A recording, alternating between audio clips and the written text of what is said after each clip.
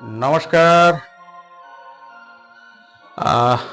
যারা মকর রাশির জাতক জাতিকা বা ছেলে মেয়ে,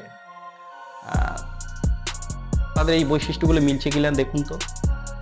এই রাশির ছেলে মেয়েদের জানু কৃশ হয়, উরু ভারী হয়, কোমর সরু হয়, মাথার চুল মোটা হয়।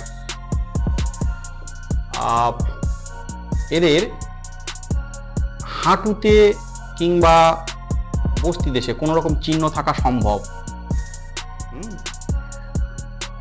জননেন্দ্রিয় বা চর্মরোগ, রক্ত দূষিত চর্মরোগ পীড়ার প্রবণতা থাকতে পারে। তো এদের মেন ব্যাপারটা হচ্ছে কি, এদের 10 জনকে নিয়ে চলতে হয়। এই রাশির জাতক জাতিকাদের 10 জনকে নিয়ে চলতে হয়, মানে 10 জনার নিয়ে এদের কারবার। 10 জনার সামনে এদের আসতেই হবে, সে সুখ্যাতি হোক আর কুখ্যাতি হোক, যে কোনো কারণেই হোক।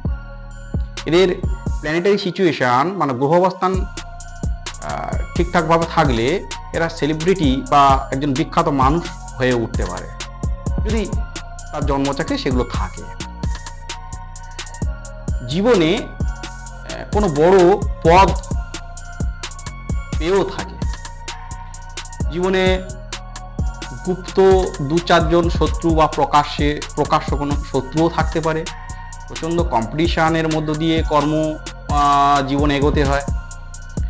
মা বাবার সাথে মতানৈক্য, কিংবা মা বাবার মধ্যে কেউ কোনো অল্প বয়সে মারা যেতে পারেন, তাদের বিয়োগ ঘটতে পারে। এমনকি বিবাহ সংক্রান্ত ব্যাপারে গুরুজন মা বাবার সাথে একটা দ্বন্দ্ব হতে পারে, মতানৈক্য হতে পারে। বিবাহে শ্বশুর শাশুড়ির অমত থাকতে পারে। এরা মিহি গলার থেকে একটু ভারী গলা বা বয়স্ক পুরুষ বা মহিলাদের প্রতি বেশি হৃদয়ের ব্যাপারে আকৃষ্ট হয়। মেটে রং পছন্দ করে, মানে অনুজ্জ্বল রং পছন্দ করেন এরা। তো এরা সাবধানী প্রকৃতির, একটু আত্মকেন্দ্রিক হন, সতর্ক হন। কি করে লোক পটাতে হয় সেই জ্ঞান জাতকের, এই মকর রাশির জাতক জাতিকাদের স্বাভাবিক একটা জ্ঞান রয়েছে। এরা কাজে যত বাধাপ্রাপ্ত হয় তত এদের জেদ রাগ বাড়ে। নমস্কার।